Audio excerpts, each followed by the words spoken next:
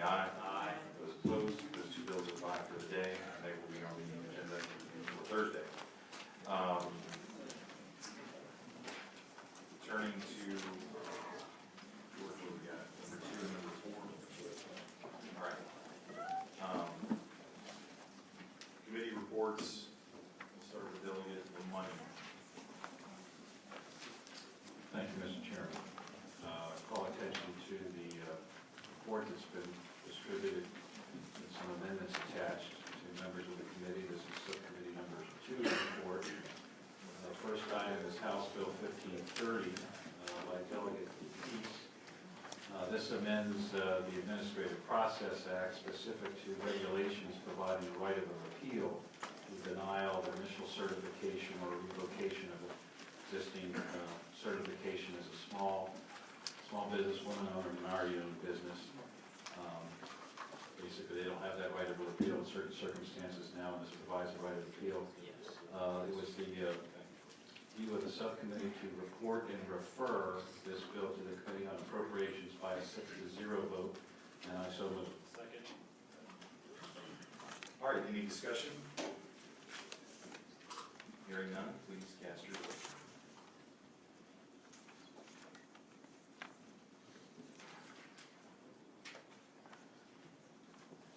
Close the roll. All right, that bill reports. Delegate Money. Thank you, Mr. Chairman. The next bill is House Bill 1693, offered by Delegate Collins. This also is an amendment to the Public Procurement Act.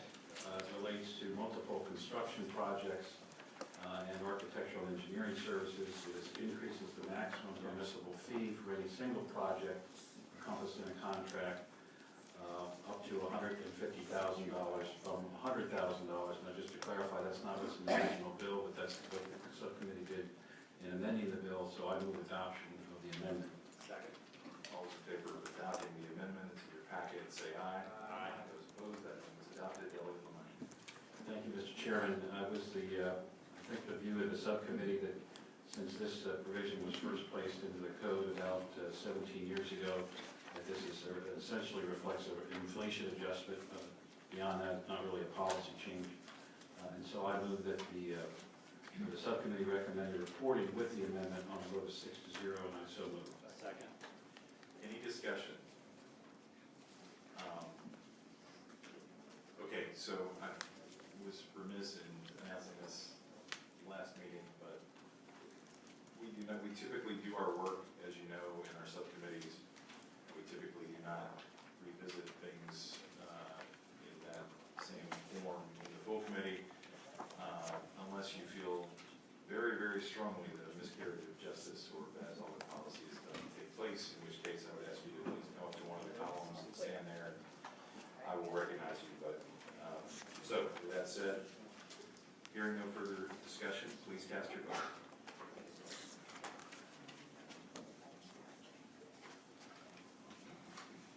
All right, close the roll. That bill reports. Delegate Lamont. Thank you, Mr. Chairman. The next bill is House Bill 1712, offered by Delegate Minshew. This relates to energy performance-based contracting, permits the use of cooperative procurement for energy conservation or operational efficiency measures. Basically, what this bill is doing is allowing local governments to piggyback on a state government contract and get a better deal for the taxpayers for things like solar energy panels and things like that. There's an amendment that we agreed to in subcommittee that's with the packet that coming through it right now. It excludes roof replacement projects, so I move adoption of the amendment. Second. All right. All those in favor of adopting the amendment, say aye. Aye. Those opposed, that amendment is adopted.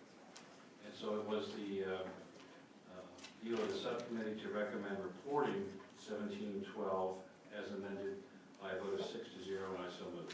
Second. Any further discussion? Hearing none, please cast your vote.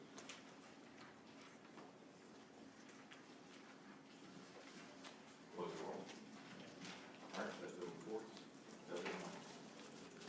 Okay, the next bill we consider is 1727 by Delegate Ransom. This is related to the State and Local Government Conflicts of Interest Act. In Section E of that act, there's several planning districts that are excluded, 3, 11, 12, and 13. This adds planning district 17 to northern neck. The issue here is in rural parts of the state. Sometimes it's difficult for school divisions to hire an employee who, or they desire to hire an employee who is related to a member of the school board under certain circumstances. This would allow that to happen in District 17. The subcommittee recommends reporting on a vote of 6-0, and I so move. Second. Okay, any further discussion? Hearing none, please cast your vote.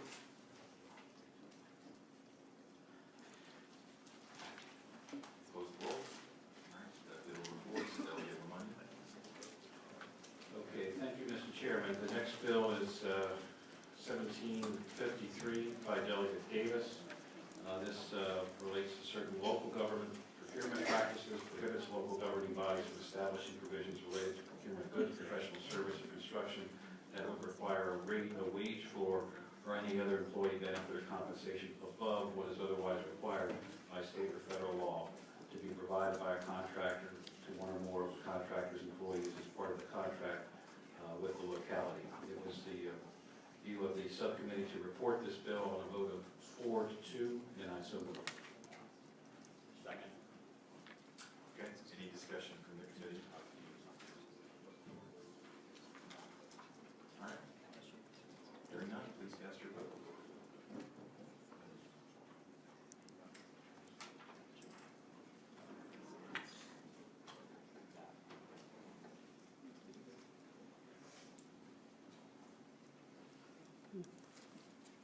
Close the roll. All right, that bill reports. Delegate Lamont, right? Okay, House Bill 1787 is next, which was offered by Delegate Habib, provides an exemption for counties with a charter from having to create a managing library board appointed by the local governing body. It's my understanding that this bill would actually make the library board that's been established in his part of the state act in a legal way. Apparently they need this bill to do that. So it's not an anti-library bill, it's a pro-library bill. They need this to do what they're already doing. That's correct. So it was the view of the subcommittee to report the bill 6-0, and I so move. Second. Any discussion? Hearing none, please cast your vote.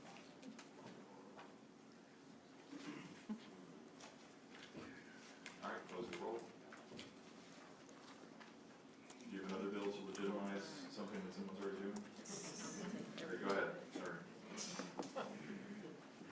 Thank you, Mr. Chairman. The next bill is House Bill 1858, offered by Delegate Lopez. What this bill does is allow businesses that are seeking a certification as a small woman-owned or minority-owned business to get that certification if they qualify under the federal rules for small women-owned and minority-owned business certification program. In other words, if you qualify under the federal rules, you're automatically qualified under the state rules. You can still go through the state process if you don't want the federal process. One of the benefits of this, and I think the reason why it was supported by NFIB and others, is this would have the effect, we hope, of reducing the backlog at the state level for these certifications. So it was there's an amendment to the bill, which I think we have in our packets. That's just a technical clarifying type of amendment. And I move adoption of the amendment. Second. The motion is second to adopt the amendment. All those in favor say aye. Those opposed, that amendment is adopted. Chairman, can I ask a question? Mr. Chairman, I'd like to ask a question of the subcommittee chair, who I could just ask if I leaned over and asked him, or to, right, exactly, or to Maria, the amendment that I'm looking through in my packet, which goes on to say, as well as certification programs in other states, District of Columbia and Territories of the United States.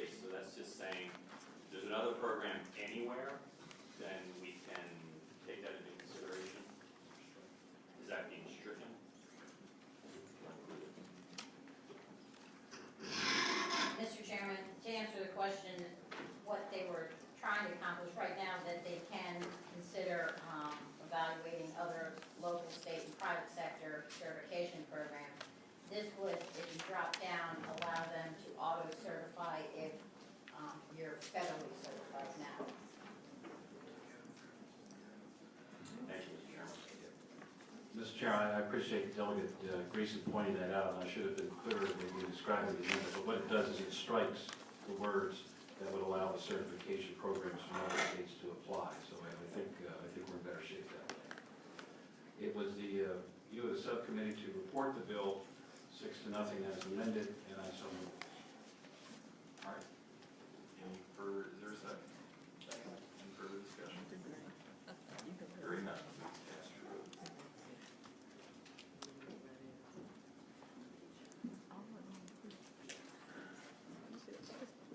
Gonna slow the train. Yeah, close the roll.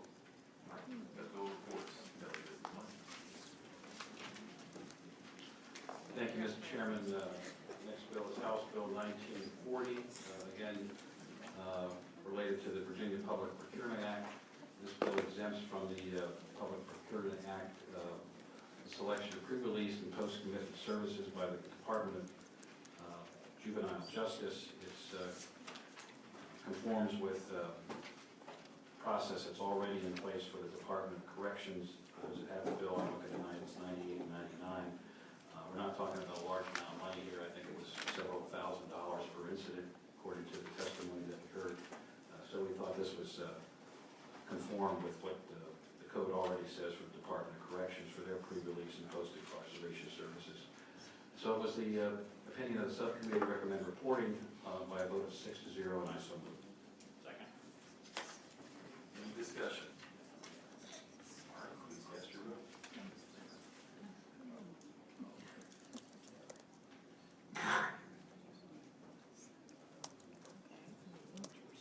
Just kidding.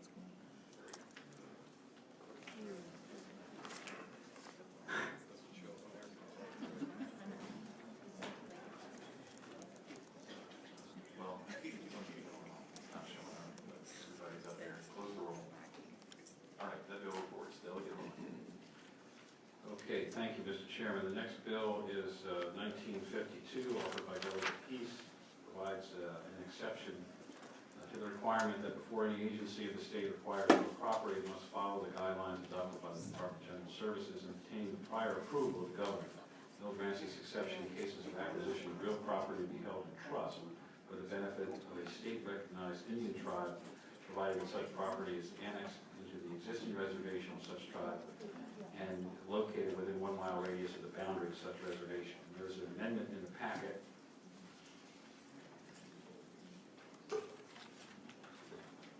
that indicates that the acquisition of real estate shall be subject to the review of the Office of the Attorney General and the approval of the governor. And so I recommend adoption of the amendment. All those in favor of adopting the amendment, say aye. Aye. Opposed, that it is adopted. Delegate. And it was the opinion of the subcommittee to recommend reporting 1952 as amended by a vote of 6-0, and I so move. Second. All right, any discussion? Hearing none, please cast your vote.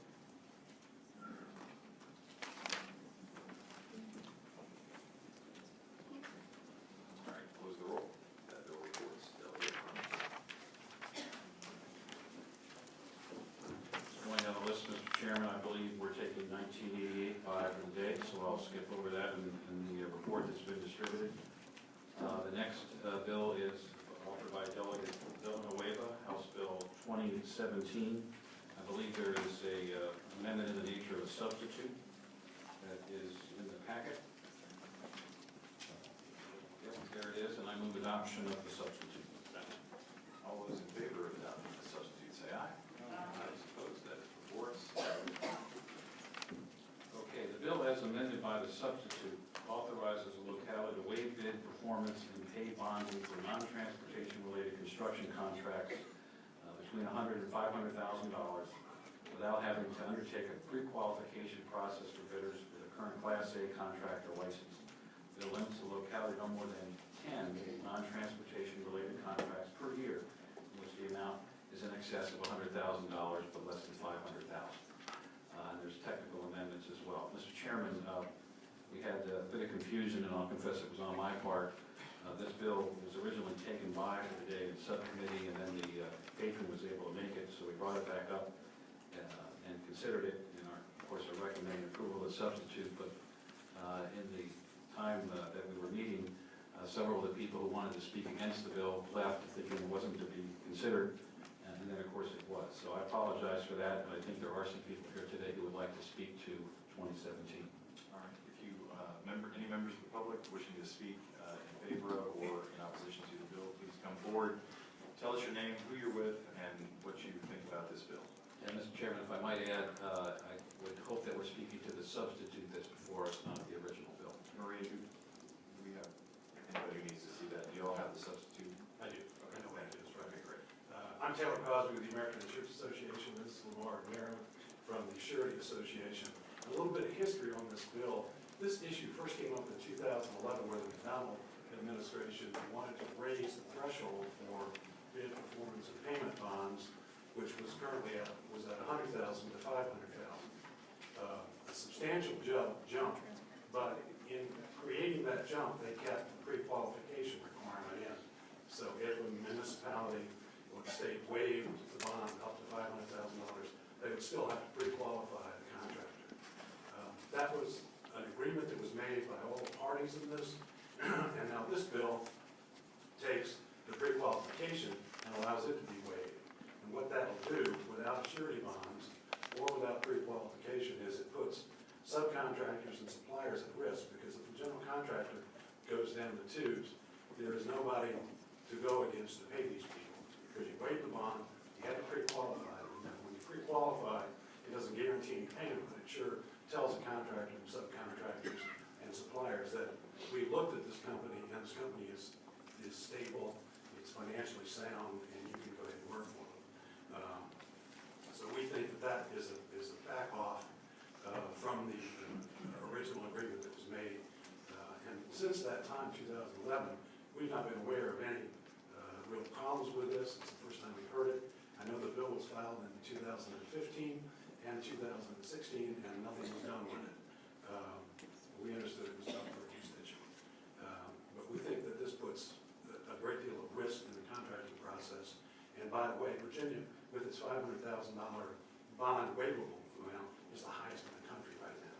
So that's why we think this is a bad idea.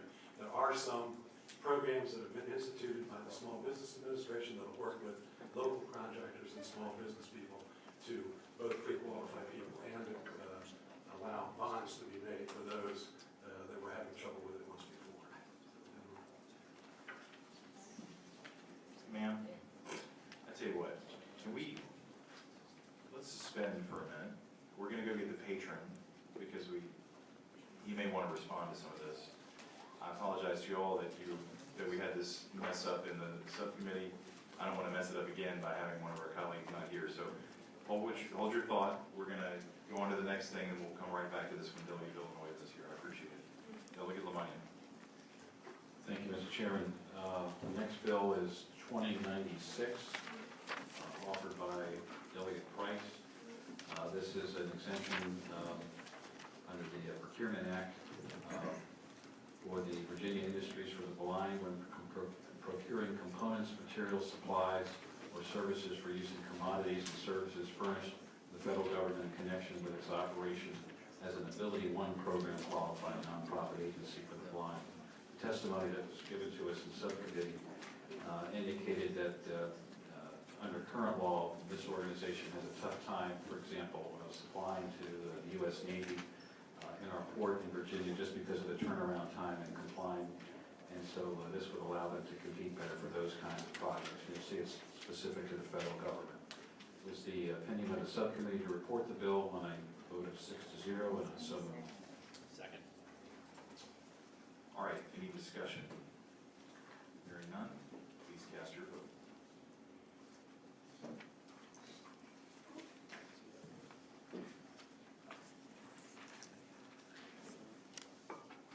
Okay, close the roll. That bill reports. We're going to suspend for just a second, okay? So don't get worked up or leave or anything else. I think Delegate Illinois is coming across the hall. Is that the word?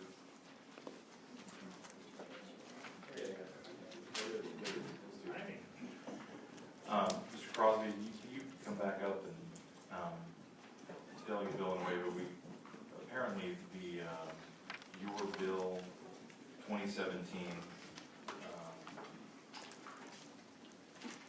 breezed through subcommittee, and there was some discussion that, I think, well, Delegate Lemonnier tells me some people were there to speak in opposition. I think they were thinking your bill was gonna go by today and got taken up anyway, they didn't get to testify against it. So, what I'm gonna ask you to do, I wanted you to hear the opposition so that you could respond to it. And then if this gets weird or dicey, we can figure out whether we need to go back to the drawing board. But, Mr. Crosby, could you just summarize again the issue without doing that whole thing, but just summarize sort of the agreement that you thought was in place and how this violates it? Well, the agreement goes back to 2011, when the bill was carried by Delegate Wade. And when we agreed to raise the bond threshold to $500,000 from $100,000, it was agreed you could do that, but please keep the pre-qualification still remaining in the bill. What this bill does is take that pre-qualification out, so therefore the protections that we thought would be there are not. All right, I mostly wanted him to hear your position. So, yes, ma'am, they were lined up, someone let them come and do their thing, I just wanted you to be here. Yes, ma'am.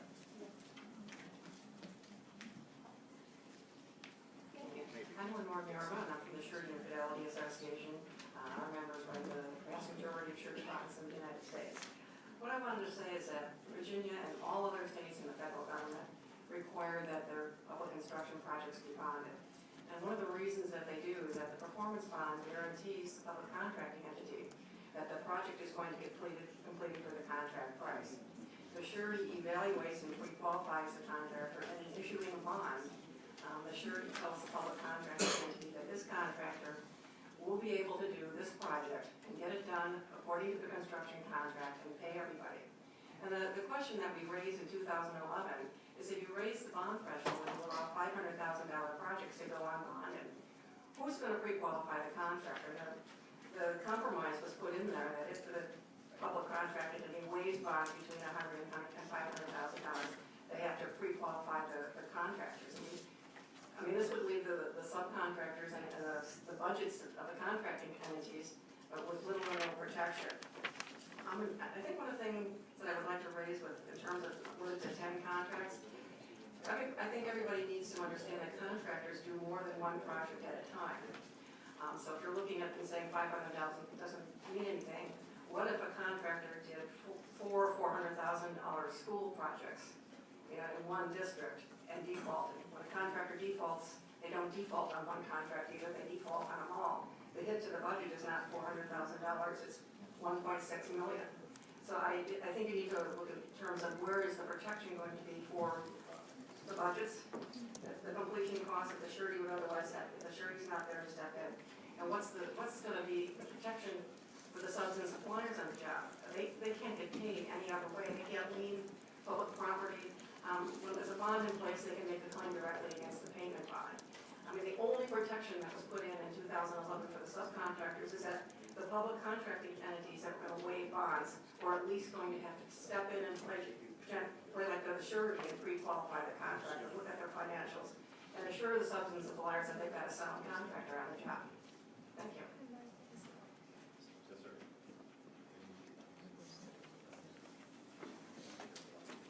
Bob Bradshaw with the Independent Insurance Agents of Virginia. We were part of the original discussions with the McDonnell administration.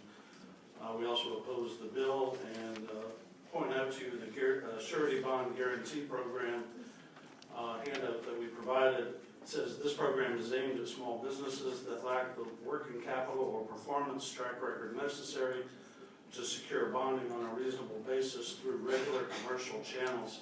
And we believe this program is a hand up, not a hand out to the small businesses, making this bill and the amended version not necessary. Thank you. Any other member of the public wishing to speak in opposition to the bill? All right, Delegate Villanueva. I'm sorry to drag you over here. No worries, Mr. Chairman. First, there was no sleight of hand here. No, I was here. I was not trying to on the day. suggest that. I was not trying to suggest that. I think it was well, it just happened. Okay, so again, we've given them their say, and I want you to have your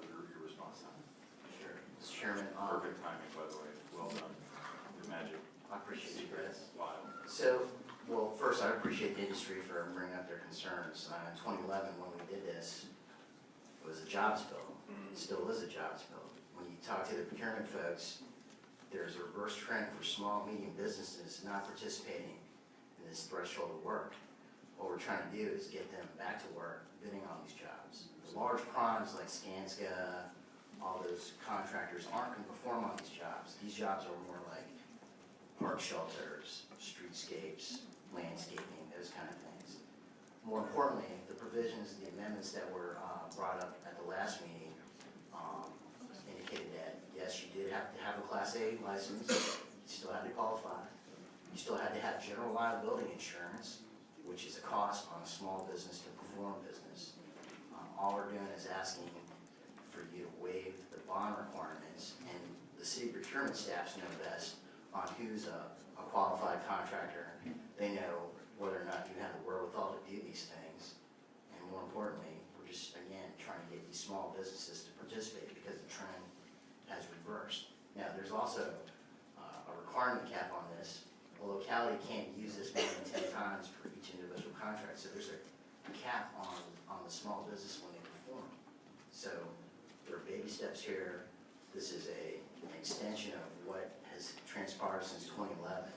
And you and I have talked about this whole small business procurement angle where we have laws on the books that are here to help our small businesses, yet we need to help make sure that these processes are more efficient. Again, I appreciate the industry coming up, but again, that's the industry talking against this bill. All right, any other member of the public wishing to testify in favor of the bill? Okay. Well, at this point, I think it's important to announce to the public that if anybody ever desires to educate me on any bill before this subcommittee or before this committee, before a committee meeting starts, I'm in room 511 of the General Assembly building. Likewise, the other members of the committee are listed elsewhere in a building where you can find their offices to speak to them about matters of importance to you. Does anybody have any questions for the patron?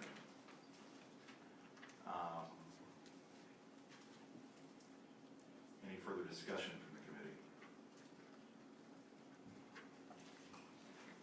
All right, please cast your vote.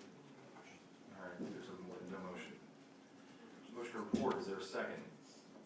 Second. All those in favor or in opposition, please cast your vote accordingly.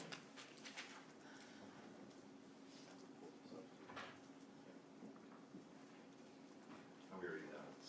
All right, close the roll. Thank you, Delegate. Chairman, committee members, thank you for listening to me. Delegate Lemonnion. Thank you, Mr. Chairman. The last bill we consider is one that the subcommittee reported, I think, 2 or 3 meetings ago, and then we've taken it by since. This is House Bill 1678, offered by Delegate Robinson. Just as a refresher for the committee, this bill excludes from mandatory disclosure provisions of the Freedom of Information Act trade secrets submitted to the Department of Mines, Minerals, and Energy that identify chemical ingredient names, chemical abstract numbers, or chemical ingredient with the amount of concentration of chemicals or ingredients used to stimulate a well used for fracking. This is the fracking bill. I understand that the patron has an amendment to the bill to offer that is aimed at addressing some of the concerns that were heard in subcommittee.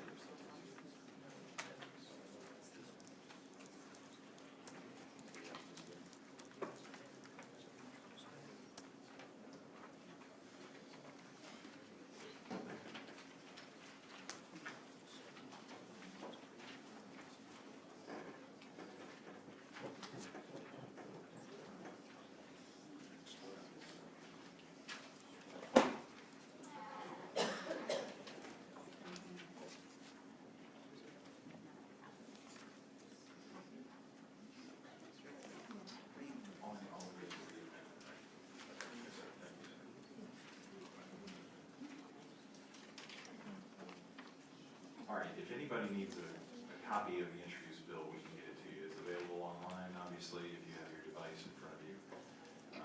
Is there a motion on this amendment? Will we do that right now? I move adoption. All right. All right, all those in favor of adopting the amendment before you, say aye. Aye. Those opposed? And I take it that is in the form that Delegate Robinson wants it at this point? Yes, Mr. Chairman. All right, Delegate Lamont.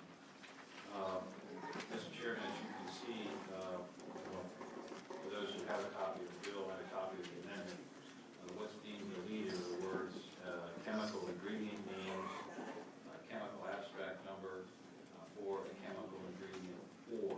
So what this would allow, and I would be happy to have the patron probably explain it better than I can, this would allow the names of those chemicals and related chemical abstract numbers to be released to the public under a Freedom of Information request to Department of Mines, Minerals, and Energy. And it was a principal concern that was raised with us in subcommittee that the bill as introduced would not allow that to happen. All right, Delegate Robinson, would you like to speak to your bill? Yes, Mr. Chairman. There's been a lot of back and forth between the governor's office and the conservation groups and the industry. And there was a lot of give and take on this. The industry agreed to give up the chemical names and the chemical abstracts. And if you look at the actual language in the bill, what they're protecting now is just basically the recipe that we use. There were new regs passed back and signed by the governor back in December. One of the concerns expressed was, of course, how do we protect the groundwater surrounding of the people who live there and the communities around where the drilling would occur. The regulations stipulate that there has to be water testing about a quarter of a mile from the drill site, both before and after the drilling has occurred. So that should alleviate some of the concerns related to the protection of the groundwater. With the chemical names and the chemical abstracts, the community can prepare for problems if there are some, because that will be available to them at the time of the permitting, which is going to be in another bill that I'm introducing along these lines. So that's what it basically does, is the bill just narrows down that the FOIA exemption will apply only to the actual recipe that the industry will be using.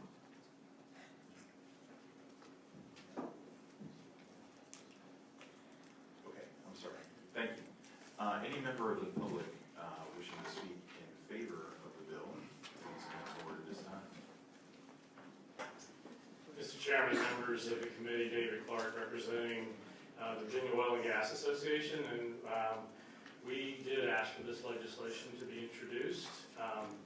Just to give you a little bit of a background, I try not to trespass too much on the committee's time, but the gas industry has been active in Virginia, primarily in Southwest Virginia, almost exclusively in Southwest Virginia, since the mid-1950s. That industry has been fracking in Southwest Virginia for decades safely. The industry is heavily regulated both by DMME and by various federal agencies. We have a laudable record of safe activity in Virginia. I think DMME would tell you that they do get and field complaints or concerns from the public, and they address those. But I can assure you there have been no sustained problems in Virginia. I also want to point out that existing code already requires that if there is a problem created with a well or water supply by the drilling and fracking operations, that the industry is required to replace that water supply. So you have that added protection already under the code. Now, how did we get here? We got here because 3 years ago, the industry recognized that there was an interest in more disclosure of what's being used in the fracking process. We all hear stories from around the country about concerns that have been raised about these chemicals.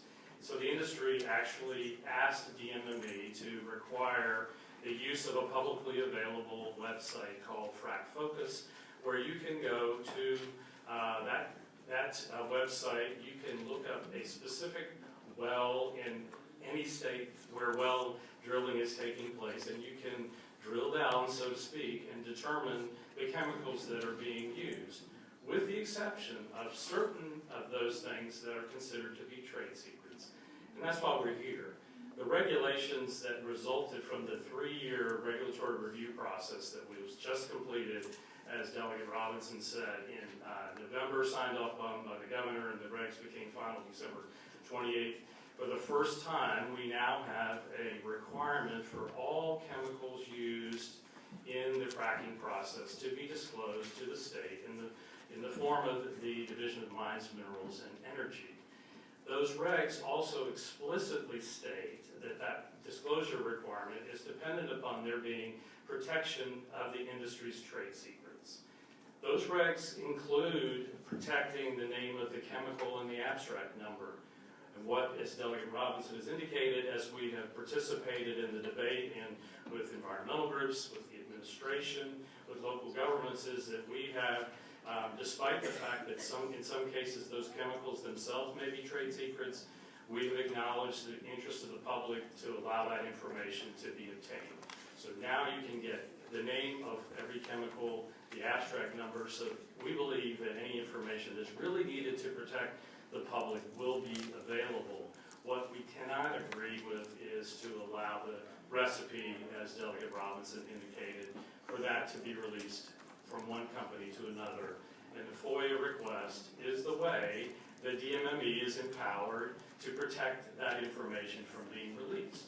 If we assert that that information is a trade secret, I've heard some people complain that they think this is just a big loophole and that the industry is going to claim that everything they use is a trade secret. Well, I have 2 responses to that. One is that's totally discrediting DMME and their role. They would not allow us to do that. And secondly, as I mentioned, the current publicly available website, Frac Focus, you can go and get the vast majority of this information off of there today without the disclosure requirement. So just to sum up, we believe that the industry has behaved responsibly. We have done our work in an environmentally sensitive way. We have brought valuable jobs and resources to Southwest Virginia, and if we do not have the ability to protect these trade secrets, then I believe you will see less gas produced in Southwest Virginia, probably the loss of jobs, or you will see that the industry will be forced to use old technology because they will not put their valuable trade secrets at risk for their competitors to find that information out. Thank you. I'm happy to respond to questions. I think there may be some others that would like to speak. Delegate Bulba, do you have a question for Mr. Clark, or did you want to speak? Yeah. Actually, I have a question for either Mr. Clark or the patron, but I can wait till the end if that's more Go appropriate. ahead. Go ahead. And I guess let me start and thank Delegate Robinson. I know she's worked really, really hard on this particular piece of legislation, stretching all the way back till last year. And I do want to say that I appreciate the industry's willingness to amend it with regard to the formula versus the actual constituents of all that.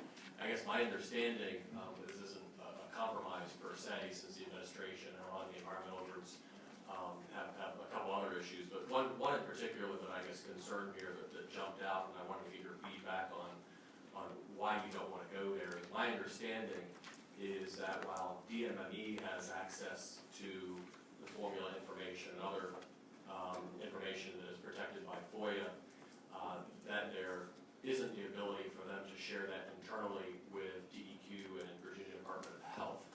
And so those, in addition to DMME, are really very critical to Virginia's ability to manage our environment, manage our health. And so I wanted to see why wouldn't we want to allow that internal sharing for this particular case? Mr. Chairman, well, first, Delegate Bulba, I'm certainly not here to characterize that this is a compromise where we have agreement from the opposing parties, but I do want the committee to understand that this is a significant concession from the industry to allow that information to be disclosed. To respond to your question, we believe, as I said, the industry is already heavily regulated. It's been safely operating in Virginia. We would oppose additional bureaucracy in the form of other agencies having that information. And I will point out that the regs and the bill allow for emergency exceptions. so that if there is a situation where somebody needs to know that information because someone has been exposed to it or there's been a spill, DMME is specifically authorized, notwithstanding the fact that it's a trade secret, to give that information to other state agencies, to local governments, to first responders, to healthcare providers. We think that's sufficient under the scenario where we've been a safe, shown that we can be a safe industry and have demonstrated that over decades. Mr. Chairman, If I could, and I appreciate that very, very much. And all I'd say is we wrestle with a lot of bills in the General Assembly about federal government talking to the state, talking to the local, and then making sure that the right hand and the left hand know what they're doing. It seems to me that it's reasonable that if you've got 3 health and environmental related agencies in Virginia, that they ought to be on the same page. But appreciate your answer to that. Ellie Minshew. Thank you, Mr. Chairman. Back in subcommittee, I voted against this bill, and I said, Mr. Chairman, this creates a real interesting contrast between our desire to protect trade secrets, as part of Virginia being a pro-business state, and the right of the public to know. So you've got two forces hitting each other, and you're trying to figure out what's the proper line of interface. And I really appreciate the work that the industry, Mr. Clark, have done together with Delegate Robinson to improve this bill. But the way I read it, Mr. Chairman, is that in the bill as proposed, you're talking about a FOIA exemption for trade secrets that would not be disclosed to FOIA for 3 things that are used to stimulate a well. In the original bill, it was 1, chemical ingredient names, 2, chemical abstracts number for a chemical ingredient, and 3, the amount or concentration of chemicals or ingredients, period. What this lineman has done is taken out the first 2. And it's almost, Mr. Chairman, kind of like saying that we're going to talk about, we will disclose the ingredients but not the recipe. I'm not a chemist, but that's the closest my social science training can get me describing what's going on here. But what will not be within the realm of disclosure is that 3rd item that's left in the bill, and that is, quote, the amount or ingredient of chemicals or ingredients all related to stimulating a well. I think that's the recipe, Mr. Chairman, and I would assume, and in fact Mr. Clark can advise, Mr. Chairman, that if that were to be disclosed, that would be tantamount to disclosing the recipe. Would that be correct? That 3rd phrase? Mr. Chairman, Delegate Minshew, precisely. That's what we're trying to protect.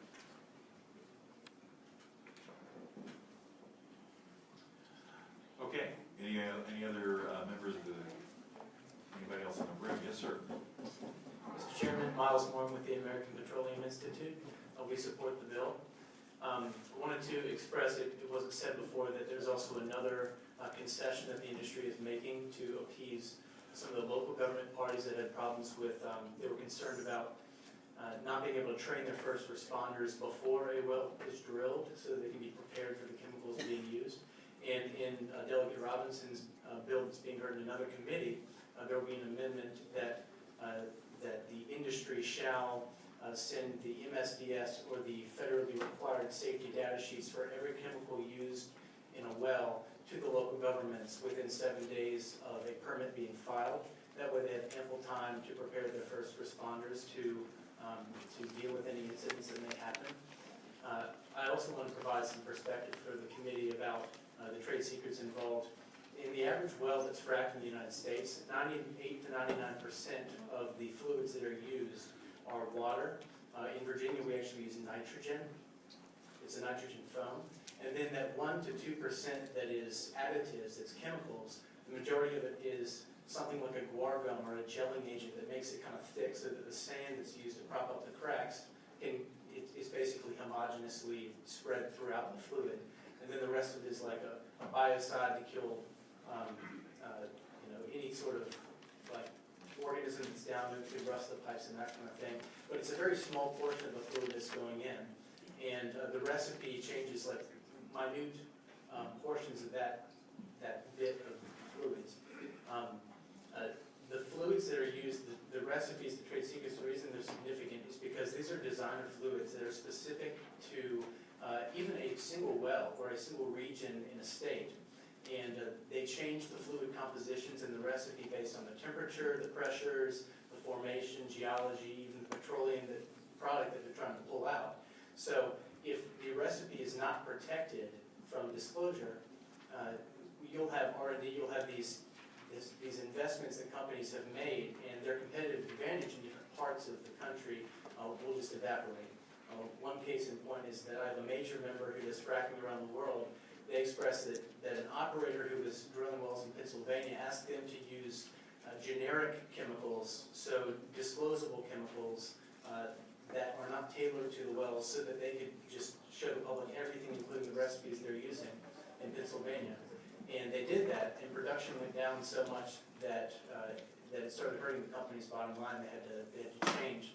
And I would suggest that may happen here in Virginia if we don't have the protection for the recipes. So it is a substantial thing to protect the recipes. Thank you. Mr. Chairman, Chris Nolan on behalf of Consol Energy, one of the largest coal bed methane natural gas producers in Virginia. We support the legislation, and to follow up on Delegate Bulga's question, one of the reasons that we didn't support the offer of the environmentalist was that part of what they offered was that any organization with the organizational mission to protect the environment was eligible to seek the disclosure of the information that was submitted to DMME. That's an exception that completely swallows the rule relative to how the trade secrets are protected. And moreover, the agencies that are at issue would have access to the information in the event that there is that emergency. So we hope that you pass the amended bill as presented to you. Thank you. Okay, anyone else in favor of the bill? Anyone in opposition to this bill, please come forward and line up. Delegate Bulga. Thank you. Can I ask Mr. Nolan really quickly before he escapes out of here? And I appreciate you addressing my concern, but I think they're two very different concepts, because what you were talking about is much broader. And I would agree, why have a FOIA exemption if there was an avenue to do that? And so I can understand why you would be opposed to that. I guess what I'm talking about, though, is simply making sure that DEQ and Virginia Department of Health have access to that information, and that they are bound, just like DMME, to the fact that this is not something that can be FOIA. And so, notwithstanding your concern about something broader, I'm talking about something much more narrow, and want to make sure I get a feel for whether that's something that you absolutely oppose, or whether that's something that you work with. And I appreciate the question, Mr. Chairman. I would say that as presented, they were a package deal. But beyond that, adding in yet another layer of review relative to the trade secret will add further delay in the process of actually getting a permit, a process that already takes several months, and then between the time of the application and actually drilling a well, may take an additional year and a half. If we're going to insert this process of review by two other state agencies, all you're going to do is add additional time to those permit applications. And for that reason, we cannot support that proposal as presented. Thank you. All right, anyone in opposition? Yes, sir. Mr. Chairman, members of the committee, my name is Larry Land, representing Virginia Association of Counties, and I'd like to thank Delegate Robinson. I'd like to thank representatives from the industry of basically trying as best they can to address our concerns. And of course, we just looked at that amendment for the first time, probably need a little bit more time to digest it. At least I have just seen it for the first time. But in any event, the issue of hydraulic fracturing is one that Virginia Association of Counties has been involved in, I would say, for about 2 years now. And a lot of what has driven that, of course, is the lease holdings in the eastern part of the state, where you have about 84,000 acres over what's called the Taylorsville Basin, which is a very different type of geological situation than other places where you've had fracking. So VACO did comment on the regulations that were proposed by the Department of Mines, Minerals, and Energy, I think back about 2 years ago. when they were presented to the public. This past November, VACO's full membership did vote in support of a position that supports full disclosure of all chemicals and chemical mixes used in the fracking process. There are a number of concerns, of course, that are brought to our attention with respect to the whole significance of this issue. Of course, among these concerns is the one that first responders will not have the information in time that they will need it in order to respond to an emergency.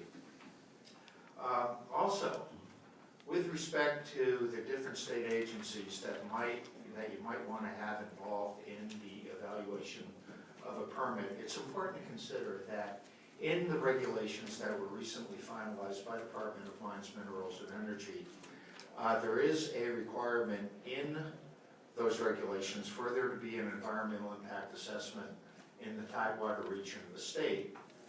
And of course, with the decision to be made by, I guess, the Department of Mines, Minerals, and Energy.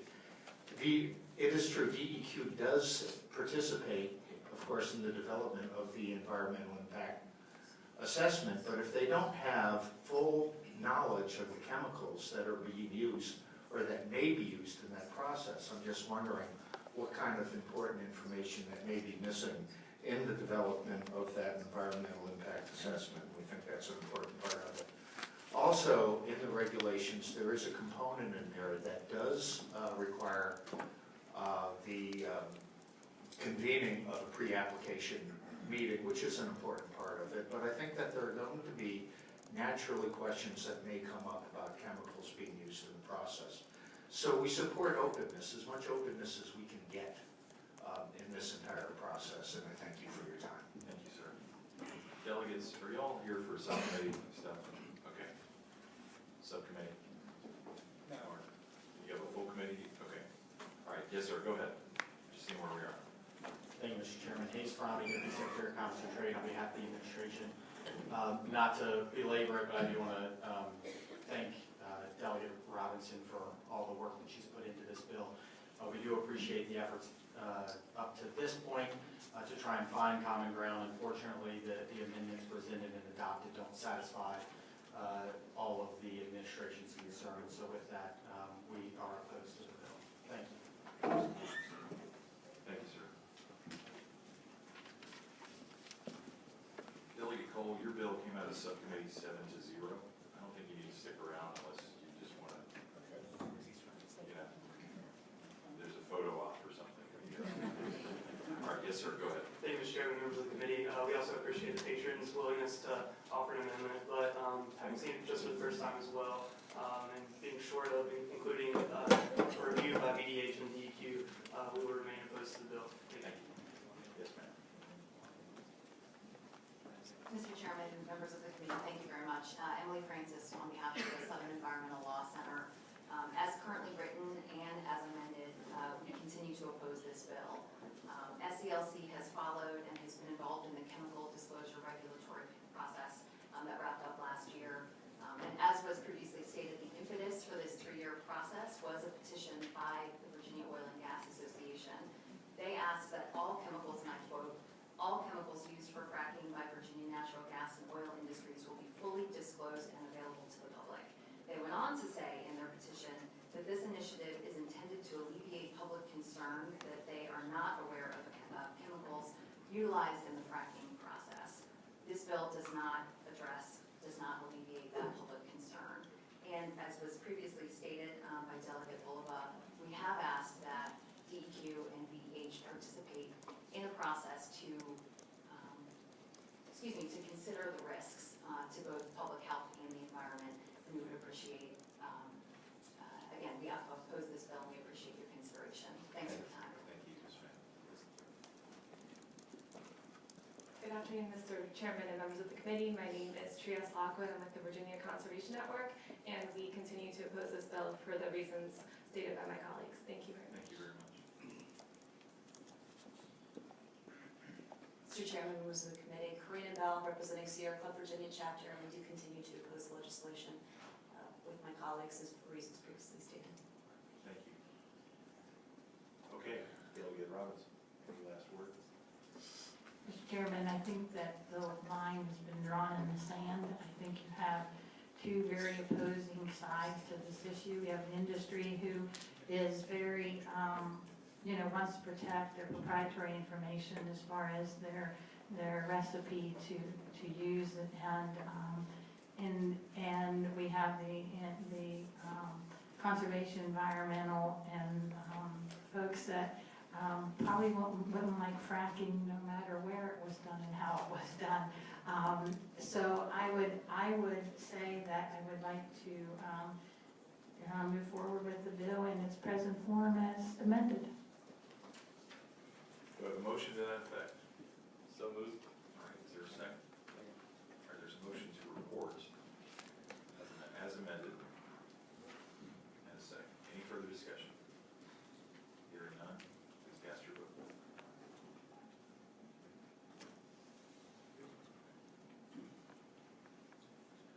All right, close the roll. That bill reports. Delegate Lamont, was that the conclusion of your report? Mr. Chairman, that concludes my report. Thank you.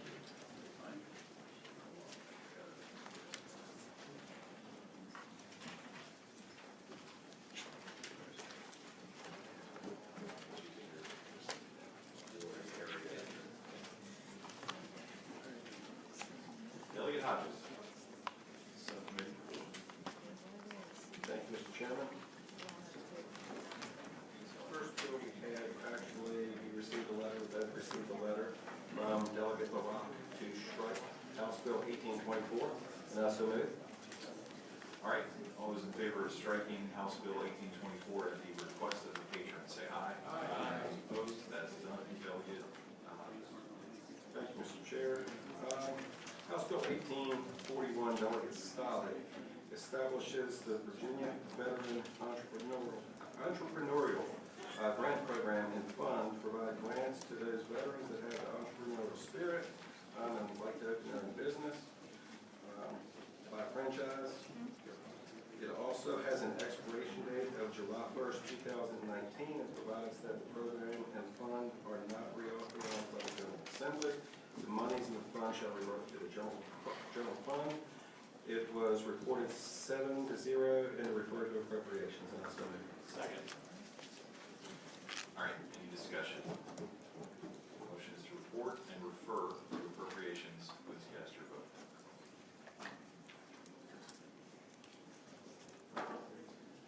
Close the roll. Delegate Lamont, you wanted to? That's right. Delegate Lamont is aye. Be recorded as a yes. Thank you. Okay, Delegate Hodges.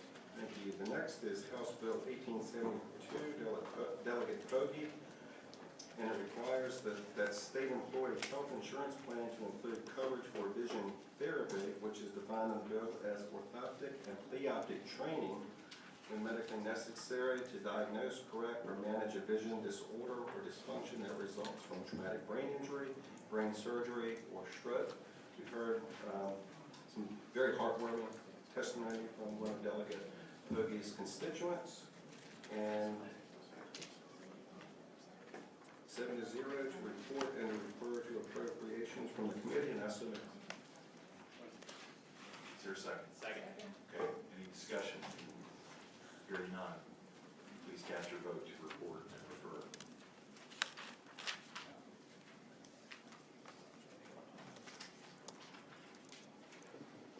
Delegate Bell, are you? Trying. Just making sure. Okay. Close the roll. All right, that bill reports, it's reported and referred to appropriations. Delegate Hodges.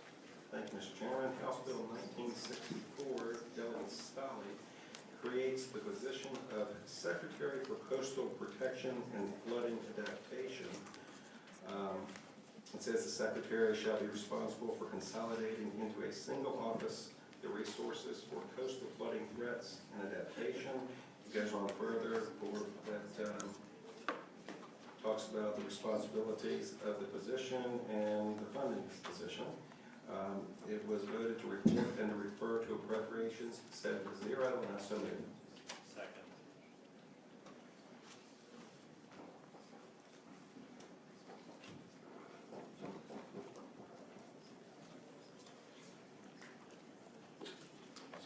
secretary of again? Like, what are you, Sir, Secretary of Coastal Protection and Flooding Adaptation. is there a department of that? It is, well, we created, actually, the two things were created, I need to think back for a second. We created the coastal policy, the Virginia Commonwealth Coastal Flooding and Resiliency Center last year. Virginia is the second most prone region of the country to flooding after New Orleans, costing billions of dollars over time in the Commonwealth, and this is to look at creating that position to deal with coastal flooding. All right, thank you. So the motion is, did you make the motion already? It was made, and to refer to appropriation 7-0. Okay, any discussion other than my silly discussion? Please cast your vote.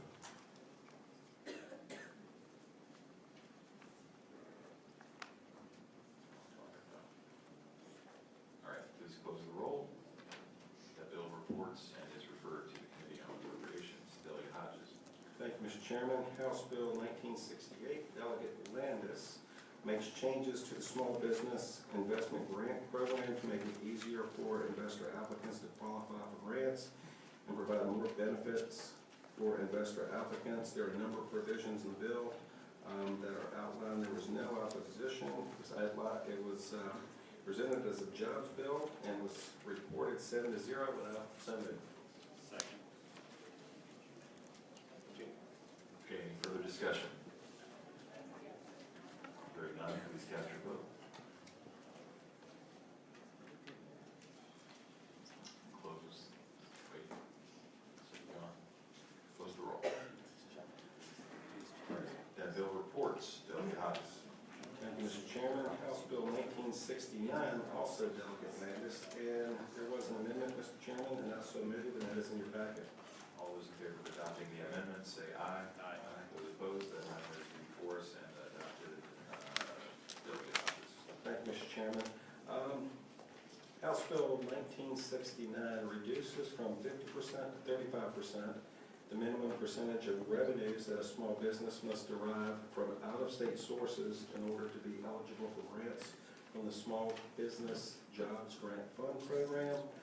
It also states that a company must make a new capital investment of at least $50,000.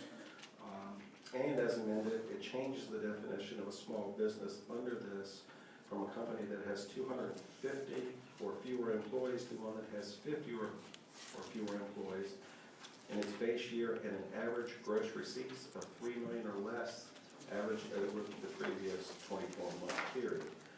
There was no opposition to this bill, also a jobs bill, Mr. Chairman, and it was reported as amended 7-0, and that's so moved. Okay, any discussion? Is there a second? Mr. Chairman, Delegate Friesen. Thank you, Mr. Chairman. Appreciate the subcommittee's chairman's report. In the amendment, striking 30, inserting 50, what was the dialogue, if I might, Mr. Chairman, ask the subcommittee chair around going from 250 jobs all the way down to 50 jobs? Seems like a huge decrease in the number of jobs expected for a jobs bill. Right, well, you're looking at access to these funds, so you're looking at smaller businesses being able, which is the bulk of the businesses in the Commonwealth, for 50 or less. And it would allow access to those businesses to be able to access these funds more readily. Mr. Chairman, so minor follow-up. Yeah, and the grants actually, if I recall, the grants are not being utilized the way it's being written now, so it creates that opportunity for these small businesses. Thank you, Mr. Chairman. Subcommittee chair, and I appreciate his background on this, because I'm not on that subcommittee. These are very specific qualifications, 50 jobs, gross receipts of $3 million, 24-month period, et cetera. Did those come from the department? Did they come from another part of the code that we're adopting? We're just changing the definition of a small business here. And I'm wondering where those specific trigger points came from. That actually would be, and I believe, was that Discussion.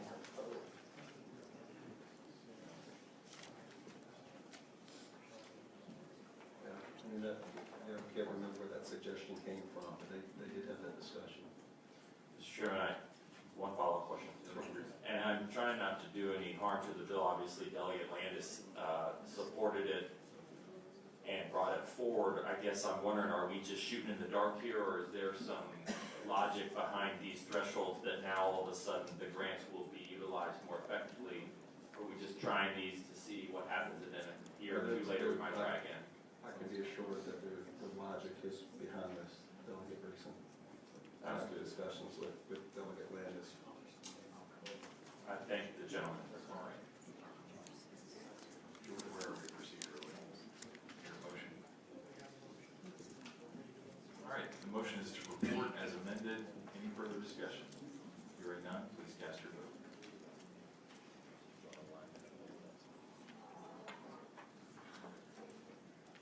All right. Yeah, try it. You did. Close the roll. The bill reports. Delegate Hodges. Thank you, Mr. Chairman. House Bill 1979, Delegate Peace, deals with the Class D registration in the Board of Contractors. Now, as amended, actually there's a substitute we need to adopt it, which is attached, Mr. Chairman. All those in favor of adopting the substitute say aye. Aye. Those opposed, the substitute is before us. Delegate Hodges. Thank you, Mr. Chairman. Now, as amended with the substitute, House Bill 1979 exempts from contractor licensing requirements work undertaken by a person providing construction, remodeling, repair, improvement, removal, or demolition valued at $2,500 or less per project on behalf of a properly licensed contractor. There are also certain other provisions in the bill outlining this, and the patron is on the committee, and there were some questions regarding fiscal impact. I believe there was a fiscal impact initially with this legislation. The substitute totally removes that, and it was reported, the substitute was reported 7-0, and I so moved. Okay, any discussion? Hearing none, cast your vote.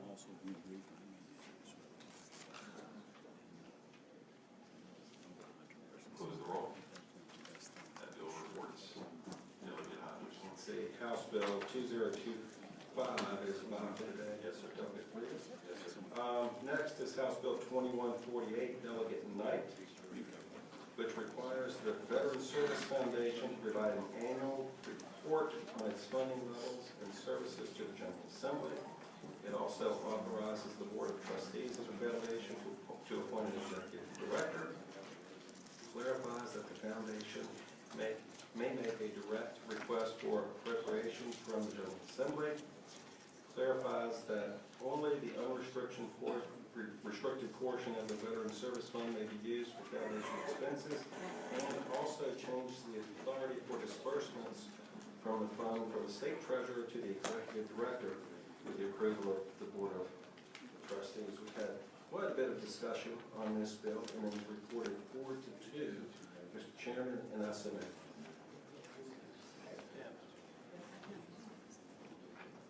Okay, there's a motion to report. Any member of the public wishing to speak in favor or opposition to the bill, please come forward. You don't have to, if you want to. Anybody, come on up. Fight for it. Yes, sir. Good afternoon, Mr. Chairman. Good afternoon, ladies and gentlemen. My name is John Newby.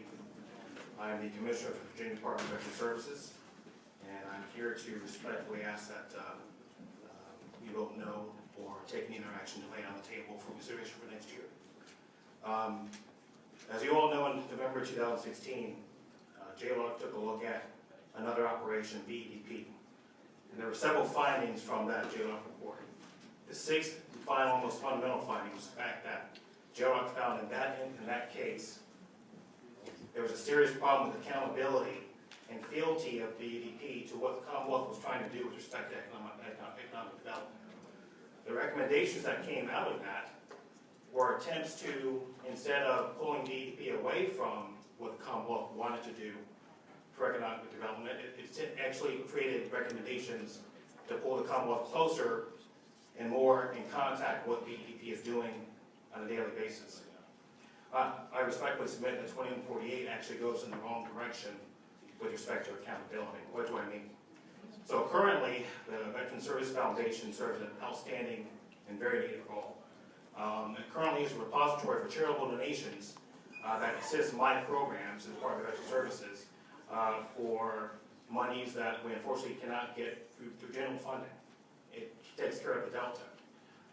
And what happens now, and how accountability is maintained currently, is that the agency has programs which have been approved obviously by the General Assembly, embedded in code, and followed by and initiated by the Secretary and also the Governor. The agency has these programs. We go to the Veteran Services Foundation. We state requirements and needs for our programs to currently execute for our veterans. The foundation takes those requests. It's a board. Says yea or nay. Assuming they say yay, funds are released from the Veteran Services Fund, spent by the department in accordance with and within the restrictions and limitations in accordance with the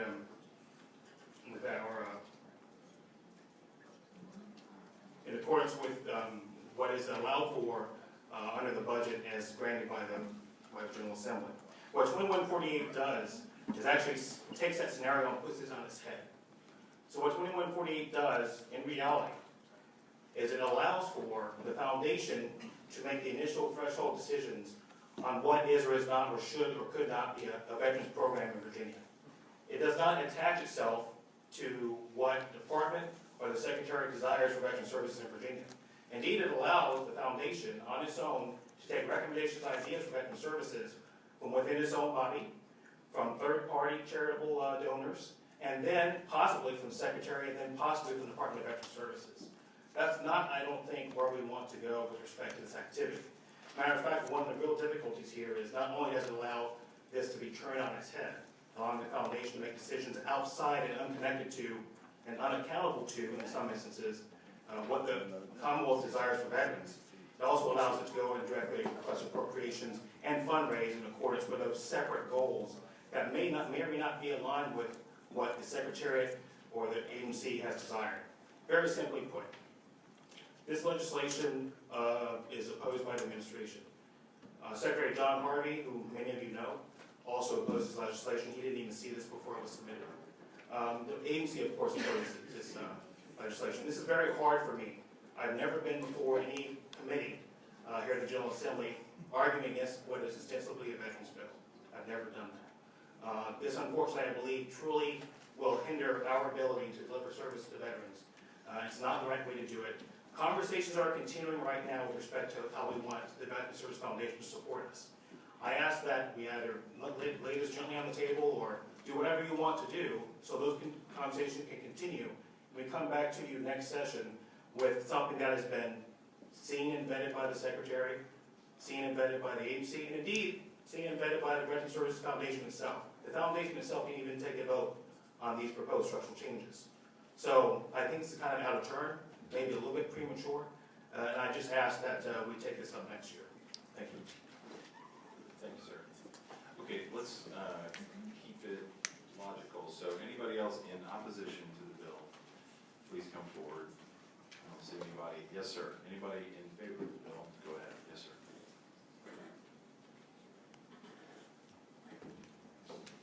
Mr. Chairman, distinguished members of the committee, I'm Jack Hilgers. I was the former executive director of the foundation. I submit that, contrary to what my esteemed colleague, the commissioner, has stated, the objective of this bill is not to turn the department around or to take over the control of the department, but is to ensure the integrity of the donated funds that the public is donating is to support our veterans. It is the policy that 100% of those funds go to veterans. No funds go to salaries, no funds go to bonuses that we can control. And when I say we, pardon me, the foundation can control. This legislation is in keeping with the original intent 2003 of the formation of two agencies, two separate agencies that supervise, one, the execution of services to veterans, the other, the control of funds, that is, special dedicated funds for veterans, which are donated funds. The situation as it currently exists is that over the 13 years, without any administrative structure, the Department of Veterans Services has taken control without authority, because there is nothing in the code that gives the department authority to control the foundation, but it has taken control through controlling all the reports that go out, controlling any legislation which may be submitted or not submitted, and controlling appropriations. The foundation currently has no say except for allocating appropriations that the department decides are appropriate. I would like to say that we have some other members of the board here. We have the new chairman of the board. There was a former chairman of the board. And I will say also that the former chairman of the board and myself agreed that these changes were not necessary for the foundation to accomplish its mission. But these changes are necessary to ensure that the foundation has the control it needs over its resources, and that it is not dissipated. And that was the original purpose of the two agencies and why there are two separate agencies. I have with me Dr. Leroy Gross, who was on the original commission, on Governor Warner's original commission that formed the two organizations and the rationale for it. And I also have the current chairman of the foundation board. It's a governing board of the foundation, to which I'm responsible. However, I was hired by the department and was subject to the department, and that's why I'm no longer the current executive director. Any questions? Mr. Chairman, thank you. Just very briefly, obviously there's been some assertions of concern over the handling of funds, and in the nonprofit world, a restricted contribution or gift has to be respected and it has to go to its intended purpose. And I know that you believe that the intended purpose of these funds should be for the service and benefit of our veterans. Has the foundation ever had an audit or review or compilation? Has the Inspector General been asked to look at it based on these concerns, which sound to be pretty significant without knowing the details? The Auditor of Public Accounts audits the foundation on an annual basis and has found no impropriety in the way the books are kept. And I'd like to say that the department keeps the books for the foundation, and it has done an admirable job. Let me say also that the situation that exists right now is not the fault of the current administration. This thing has been developing over 13 years. And more discussions, we have been in discussion with the commissioner since the beginning of 2016 as part of a strategic plan. The commissioner was advised in June, July, of the essential elements of this legislation, to which he agreed. And then in August, he disagreed. We also were looked at by JLARC, but we, the foundation department, it was not part of the JLARC report because the charter was to evaluate the Department of Veterans Services, and both JLARC and the Auditor of Public Accounts consider us separate agencies. But if there is a need for a separate investigation, I would invite JLARC to look at this whole thing. They have the information at hand, and so it shouldn't be a big deal. Okay, thank you, sir. All right, so we've got two subcommittees that still need to meet today, and they can't meet at the same time. They're gonna meet one after the other. So if you gentlemen wanna come up and tell us whatever you need to tell us, I just ask that you not repeat anything that's been said, and just do it with that in mind. So anybody else wishing to speak in favor of the bill, please come forward.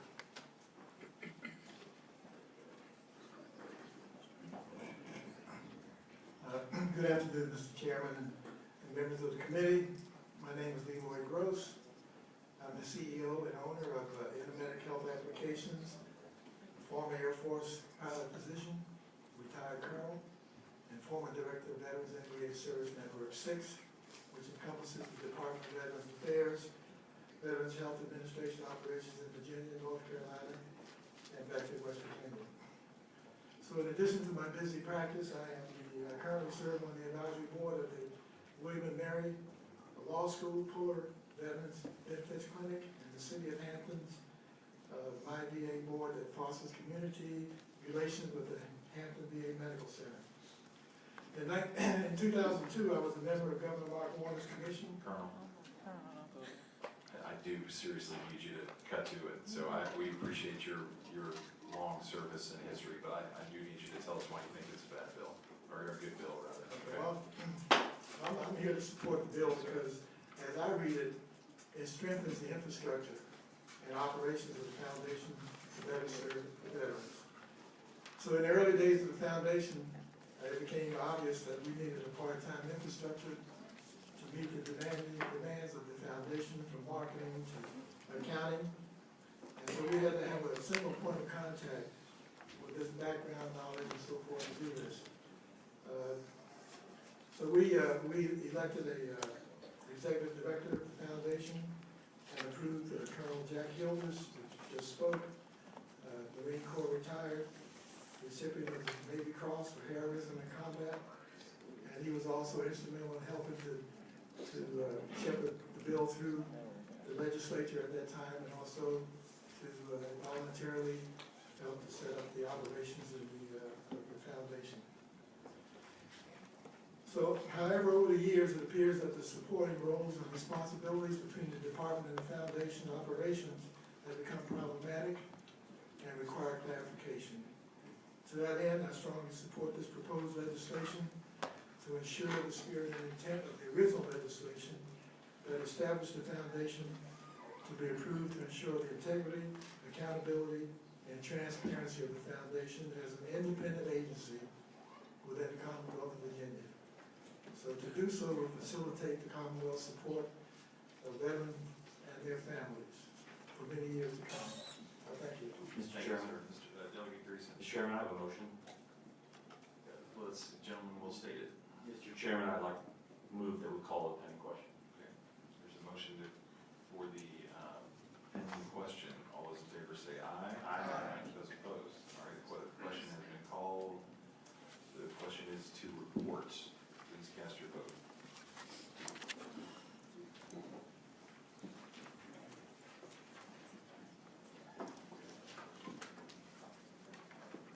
All right, close the roll. That bill reports. Delegate Hopkins. Thank you, Mr. Chairman. Next, we have House Bill 2151, Delegate Air, which transfers the responsibility for the Virginia Resources Authority from the Secretary of Commerce and Trade to the Secretary of Finance. And it was reported out 7-0, and I so move, Mr. Chairman. Who's saying, so who's through, Mr. Chairman? I thought I heard somebody trying to be recognized. All right. Move to report 7-0, Mr. Chairman, 2151. All right, thank you. Any discussion?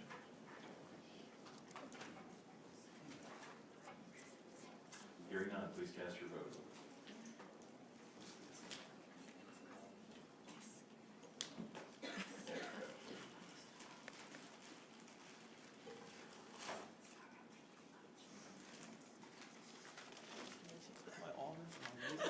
Close the roll. Yeah, I was just walking by my All right, that bill reports. Delegate Hopkins. Thank you, Mr. Chairman. House Bill 2245 from Chairman Jones deals Research Investment Committee. It expands the role of the committee in a number of ways in the code. It moves the responsibility for the development of the Commonwealth Research and Technology Strategic Roadmap from the Center of Innovation and Technology to the committee. There are also a number of clarifications and technical amendments, and it was reported and referred to appropriations 5-0, and I so move, Mr. Chairman. All right, any discussion? Hearing none, please cast your vote.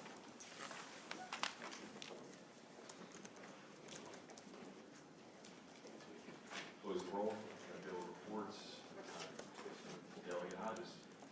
Thank you, Mr. Chairman. House Bill 2278, Delegate Hester, provides that proposals for existing programs that have a measurable return on investment are eligible for matching grant funds under the Cooperative Marketing Fund. It also removes the requirement that only private funds be matched and provides that guidelines established for the funds may include a preference for proposals submitted by state agencies. It was reported, Mr. Chairman, out of committee, but I understand we have a letter on that bill. So I would move to report and send to appropriations, Mr. Chairman. All right. Substitute motion. I heard substitute. All right. Would that be substitute motion? No, that was your motion. That's your motion. Okay, any discussion? The motion is to report and refer. All those in favor or opposed, cast your vote.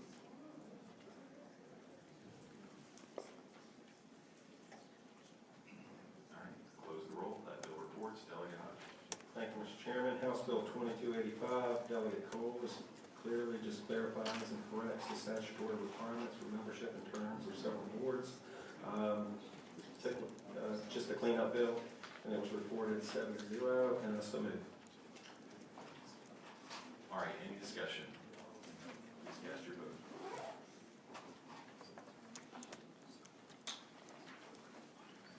Close the roll.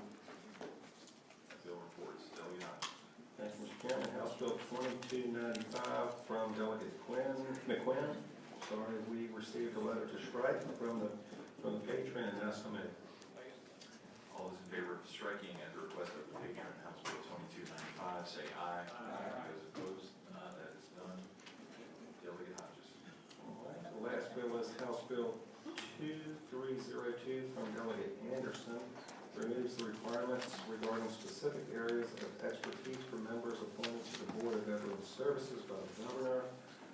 It also extends the number of consecutive terms for legislative members from 4 to 6 two-year terms for members of the House, and from 2 to 3 four-year terms for members of the Senate. It makes the requirements that the board be organized into at least 3 standing committees. It makes some other changes to the administrative board. It was reported 5-0, Mr. Chairman, and I submit. What were the specific expertise areas that we were moving? Anybody? Maria? We have a substitute bill is with the.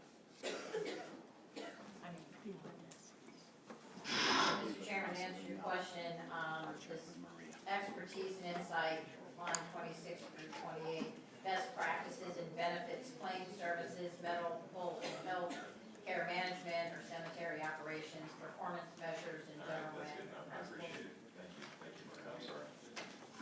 Report. Any other discussion? Thank you, council. Please cast your vote.